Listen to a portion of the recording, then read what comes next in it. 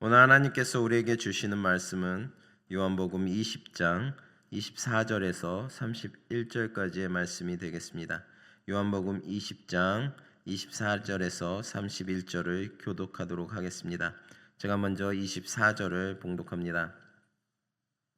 12 제자 중에 하나로서 디드모라 불리는 도마는 예수께서 오셨을 때에 함께 있지 아니한지라. 다른 제자들이 그에게 이르되 우리가 주를 보았노라 하니 도마가 이르되 내가 그의 손에 못자국을 보며 내 손가락을 그 못자국에 넣으며 내 손을 그 옆구리에 넣어보지 않고는 믿지 아니하겠노라 하니라. 여드레를 지나서 제자들이 다시 집 안에 있을 때 도마도 함께 있고 문들이 닫혔는데 예수께서 오사 가운데 서서 이르되 너희에게 평강이 있을지어다 하시고 도마에게 이르되 내 손가락을 이리 내밀어 내 손을 보고 내 손을 내밀어 내 옆구리에 넣어보라. 그리하여 믿음 없는 자가 되지 말고 믿는 자가 되라. 도마가 대답하여 이르되 나의 주님이시요 나의 하나님이시니이다. 예수께서 이르시되 넌 나를 본고로 믿느냐? 보지 못하고 믿는 자들은 복되도라 하시니라. 예수께서 제자들 앞에서 이 책에 기록되지 아니한 다른 표적도 많이 행하셨으나 오직 이것을 기록함은 너희로 예수께서 하나님의 아들 그리스도이심을 믿게 하려 하며 또 너희로 믿고 그 이름을 힘입어 생명을 얻게 하려 함이니라. 아멘. 할렐루야. 오늘 제목은 보지 못하고 믿는 자들은 복되도다라는 제목을 가지고 여러분과 함께 나누도록 하겠습니다. 그리스도의 십자가를 분기점으로 하여서 당시 유대인들과 제자들의 태도는 두 분류로 명확히 구별이 됩니다. 먼저 어떤 이들은 예수님을 십자가에 매달고 그 몸의 욕을 보이기까지 불신앙으로 치닫습니다. 그 반대로 어떤 이들은 십자가에 달리신 예수를 보고 그가 참으로 참 하나님의 아들이었다라고 고백하기에 이릅니다. 주님께서 제자들에게 나타났을 때에도 마찬가지였습니다. 어떤 이는 기쁨으로 주의 부활을 믿었으나 그렇지 않은 이도 있었습니다. 도마는 후자의 부류에 속합니다. 본문은 도마의 이 같은 태도에 관하여 적고 있습니다. 그는 그리스도의 부활 소식을 접하고서도 믿지 않았습니다. 본문에 나타난 도마의 잘못된 행동은 무엇이며 그 속에 담겨있는 메시지는 어떤 것인지 같이 알아보도록 하겠습니다. 본문 24절, 25절에 보면 도마가 부활하신 예수님을 만난 동료 제자들의 말을 들을 때 보인 반응이 나옵니다. 즉 도마는 예수님의 부활을 증거하는 동료들의 말에 자신이 직접 예수님을 보고 만져보기 전에는 믿을 수 없다고 한 것입니다. 예수님께서 부활하신 후 제자들에게 처음 나타나셨을 때에도 도마는 그곳에 없었습니다. 오늘 본문 25절은 이 시대를 살아가는 우리에게 치열하고 친밀하게 다가오는 의심과 믿음이 없음을 여실히 보여주고 있습니다. 본문 말씀 25절을 한번 다시 읽어보면 다른 제자들이 그에게 이르되 우리가 주를 보았노라 하니 도마가 이르되 내가 그의 손에 못자국을 보며 내 손가락을 그 못자국에 넣으며 내 손을 그 옆구리에 넣어보지 않고는 믿지 아니하겠노라 하니라 라고 말씀하고 있습니다. 철저하게 사람에게 상처받고 더 이상 같은 제자들까지도 믿지 못하는 도마를 보며 우리는 우리 자신을 돌아볼 수가 있습니다. 예수님의 죽음 후에 가는 곳곳마다 이런 소리가 들립니다. 예수님은 그냥 랍비에 지나지 않았다 라는 이야기와 예수 믿는 자들에게 부어부어진 온갖 저주를 들으면서 도마의 마음은 계속해서 흔들리고 또 흔들렸을 것입니다. 내가 믿은 그분이 과연 하나님이셨을까? 이렇게 생각을 하니 정말 흔들리고 또 흔들렸을 것입니다. 이는 부활을 믿는 것이 인간의 이성과 경험으로는 얼마나 어려운지를 우리에게 보여주고 있습니다. 그러나 주님은 도마처럼 의심이 많고 연약한 우리를 포기하지 않으시고 믿음의 자리로 불러주셨습니다. 신실한 믿음의 자리로 온전히 우리를 불러주신 것입니다. 우리 또한 우리가 어려운 일들이 당할 때마다 하나님께서 전적으로 우리를 도와주심에도 불구하고 우리들의 닥쳐오는 환난과 고난들 때문에 우리들은 진정 하나님께서 내 곁에 계신가? 라는 의심을 하게 됩니다. 진정으로 하나님께서 내 곁에 계시다면 왜 나에게 이런 일들이 닥치는가? 라는 생각을 하면서 더욱이 하나님을 의지하지 않고 의심하면서 하나님한테 원망과 불평을 쏟아놓을 때가 많이 있습니다. 오늘 본문에서 본 도마도 마찬가지였을 것입니다. 그렇게 믿고 의지했던 예수님께서 십자가에 달려 돌아가시고 많은 사람들의 욕을 보이신 그 모습을 보면서 과연 참 하나님의 아들이었을까라는 의심을 하게 되었을 것입니다. 그렇기에 오늘 본문에 나오는 도마는 예수님을 직접 보지 않고는 절대 믿을 수 없다는 그런 연약한 소리를 하게 된 것입니다. 우리도 이런 연약한 신앙생활을 하고 있습니다. 그럴 때마다 예수님께서는 우리들을 포기하지 않으시고 항상 우리들을 믿음의 자리로 인도해 주시는 것입니다.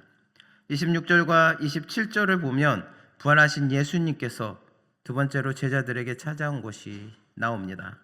그 자리에는 도마도 함께 있었으며 주님은 그에게 각별한 관심을 나타내 보이셨습니다. 그의 말을 들으셨고 그의 마음을 아셨기 때문입니다.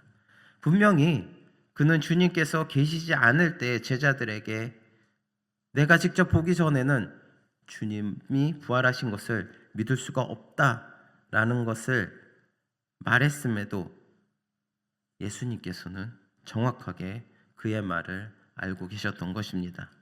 이는 우리가 어디서 무엇을 하든지 그분이 모두 들으신다는 사실을 잘 보여주고 있습니다. 아울러 예수님의 두 번째 나타내심은 그분이 언제든지 자신을 필요로 하는 사람들에게 찾아오신다는 중요한 사실도 일깨워 줍니다. 예수님께서는 자신의 부활을 의심하는 도마를 위해서 찾아오셨습니다. 그의 믿음 없음을 책망하시기 위해서가 아니라 그로 하여금 믿음을 가지게 하시려고 그리하신 것입니다.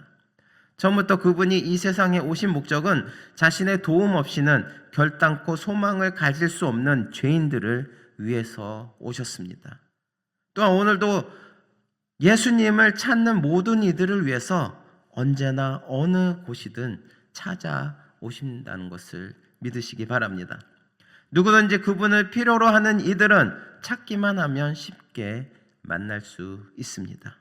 그분은 우리에게서 멀리 떠나 계시지 않고 아주 가까이 계십니다. 예수님께서는 오늘도 우리의 상처를 치유하시고 우리의 약한 믿음을 견고케 하시려고 찾아오고 계십니다. 하지만 우리의 약한 믿음이 주님께서 찾아오심에도 불구하고 주님을 받아들이지 않는다는 것입니다. 주님은 항상 우리 곁에서 우리가 쓰러지지 않도록, 우리가 믿음에 굳게 설 수 있도록, 의심하지 않도록 우리에게 늘 찾아오십니다. 그런 주님을 우리는 항상 받아들여야 합니다. 우리의 마음 문을 열고 우리를 찾아오시는 주님을 우리는 우리 마음속에 받아들여야 합니다. 하지만 오늘날 많은 그리스도인들이 그러지 못하고 있는 게 현실입니다. 본인들의 힘든 것 때문에, 본인들의 문제 앞에서 주님을 찾기보다는 세상에 나가 그 해결점을 찾으려고 하고 있습니다. 우리한테 찾아오시는 그 주님께서 얼마나 슬퍼하시겠습니까? 우리의 상처를 치유하시고 약한 믿음을 견고케 하시려고 이렇게 찾아오셨는데 그 주님을 받아들이지 않는다면 얼마나 우리 주님께서 슬퍼하시겠습니까? 우리가 주님의 약속을 확신하지 못함으로 전전긍긍할 때에도 우리가 오직 예수님께 도움을 요청하기만 하면 어떤 방법이로든지 확신을 가지도록 주님께서는 역사하십니다. 이와 같은 사실은 우리에게 위로와 소망을 줄 뿐 아니라 도마와 같은 처지에 있는 사람들을 어떻게 대해야 하는지에 일깨워 주는 것입니다. 우리가 힘써 추구해야 하는 이상적인 삶의 방식은 예수를 본받는 것입니다. 또한 어떠한 힘든 일이 있을지라도, 믿음이 연약해질지라도 우리를 찾아오시는 주님을 받아들이시기 바랍니다. 더욱더 힘든 일이 있을 때일수록, 더욱더 문제 앞에 있을 때일수록, 고난 앞에 있을 때일수록 더욱더 주님을 찾으시기 바랍니다. 우리의 상황을, 모든 것들을 아시는 주님께서는 우리의 필요한 모든 것들을 채워주실 줄을 믿습니다. 우리를 온전한 믿음의 자리로 이끄시는 주님의 부르심에 기쁨으로 응답하시는 저나 여러분 되시기를 바랍니다. 오늘 본문 말씀 28절을 보면 자기 앞에 서신 주를 배웠고 또 그분의 말씀을 들은 도마가 고백한 신앙 고백이 나옵니다. 28절을 보면 도마가 대답하여 이르되 나의 주님이시오 나의 하나님이시니이다 라고 고백하고 있습니다. 부활의 주님을 만난 그의 인생에서 예수님이 어떤 위치에 계시는지를 잘 알게 합니다. 그는 자신을 전적으로 그분께 굴복시킨 것입니다. 우리가 예수님을 주라고 고백한다는 것은 중요한 의미를 가지고 있습니다. 이는 곧 그분으로 하여금 우리 인생을 의미로 주장하시도록 전적으로 의임한다는 뜻입니다. 도마는 지금 예수님께 나의 모든 인생은 주님의 것이요 주님의 것이오니 원하는 대로 사용하시옵소서 라고 고백하고 있는 것입니다. 그는 주님을 만나는 체험을 통해서 믿고 고백하는 데 이르렀습니다. 주님은 우리의 믿음 없음을 책망하지 않으시고 오히려 긍휼히 여겨서 믿음을 갖게 하셨습니다.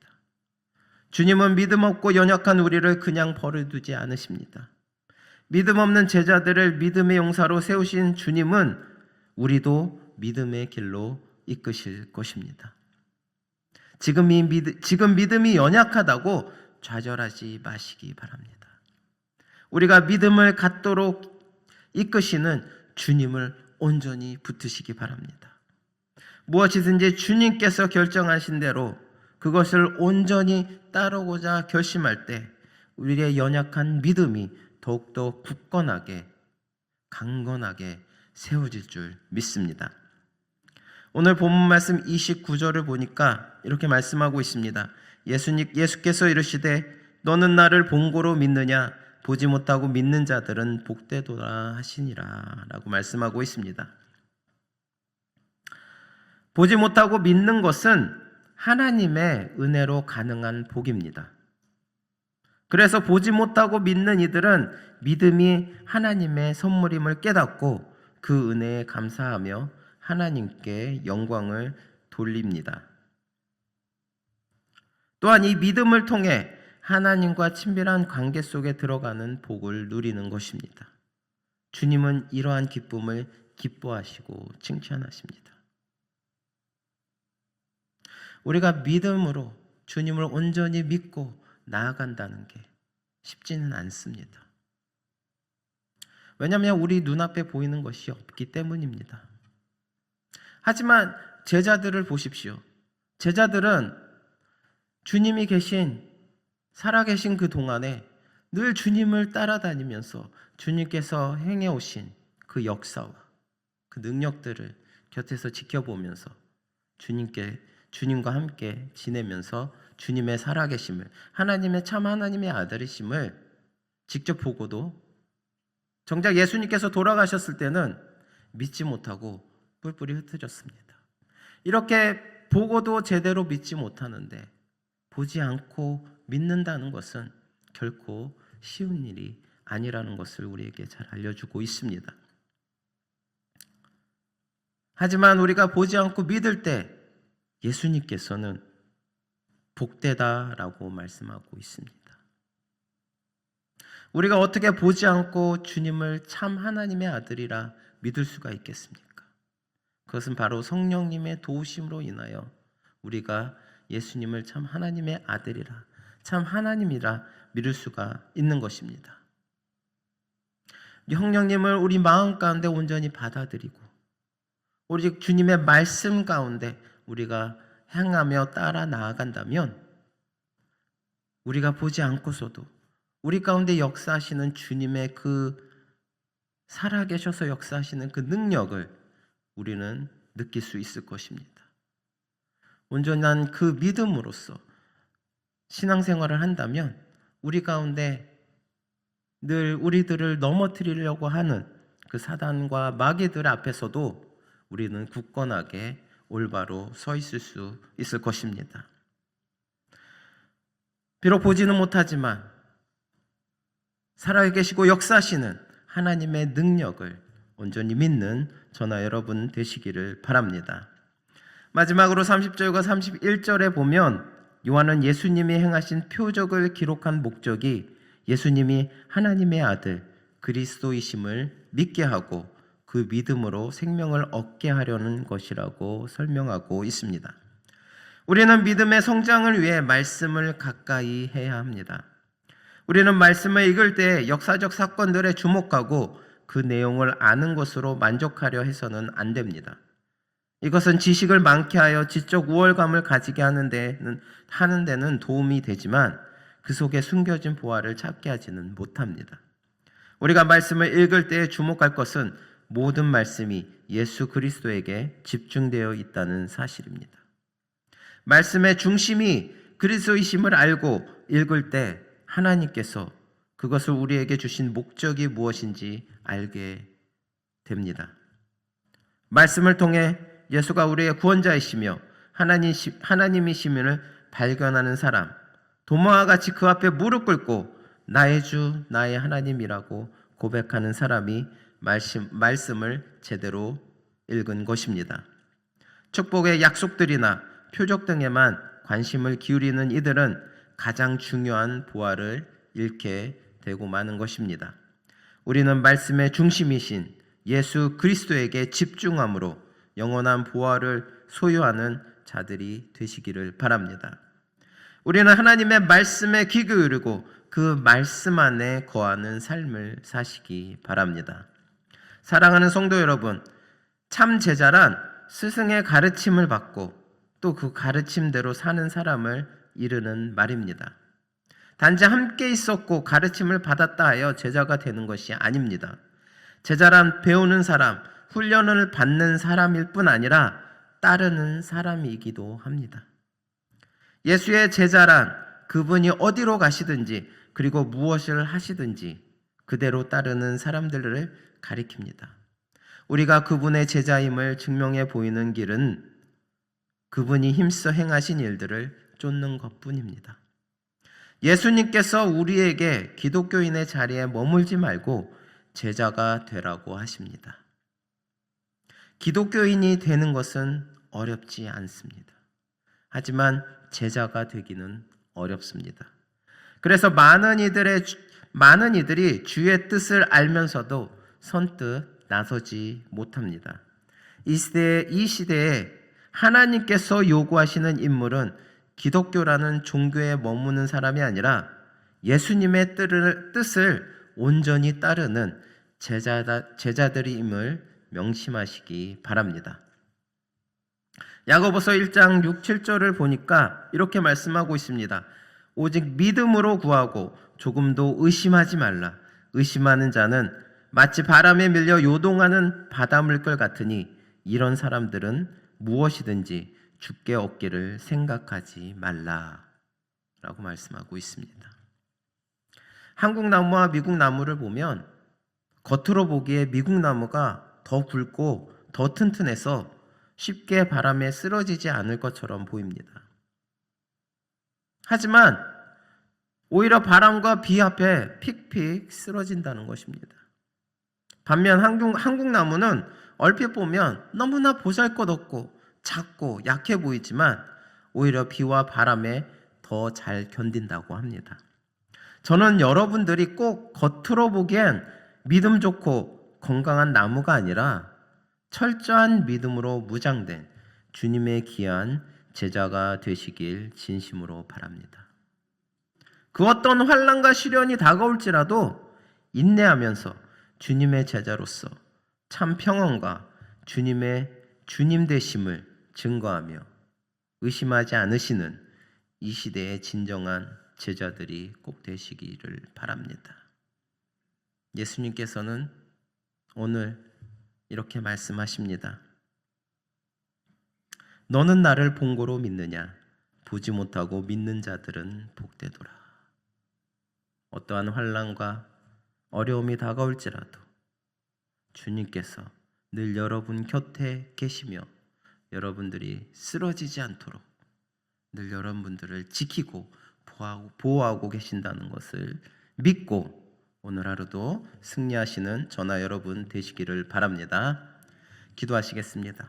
사랑의 하나님 아버지, 감사합니다. 오늘도 주님의 은혜와 사랑 안에서 저희들 이끌어 주시고 인도하여 주심을 감사드립니다. 저희들 주님을 믿고 신앙생활을 하고 있지만 도마처럼 어려울 때마다 문제들 앞에서 저희들 주님께서 저희들과 함께 계신다는 것을 의심하고 믿지 못할 때가 많이 있습니다. 그리하여서 저희 스스로 넘어질 때가 많이 있었습니다. 주님, 이제는 주님께 온전한 믿음으로 나아가기 원합니다. 저희들 늘 힘들 때마다 늘 저희들에게 찾아오셔서 저희들이 쓰러지지 않도록 이끌어 주시는 주님을 믿고 따르는 저희들 될 수 있도록 인도하여 주시옵소서. 주님께서는 보이지 않지만 늘 저희와 항상 함께 해주시고 늘 저희를 보호해 주신다는 것을 온전한 믿음으로써 주님께서 원하시는 참된 제자가 되기를 바랍니다. 오늘 하루도 주님의 제자로서 주님께서 주시는 평안과 또 믿음으로 철저히 무장이 되어서 승리하시는 오늘 하루가 되기를 진심으로 바랍니다. 감사드리며 예수 그리스도의 이름으로 기도드렸습니다. 아멘.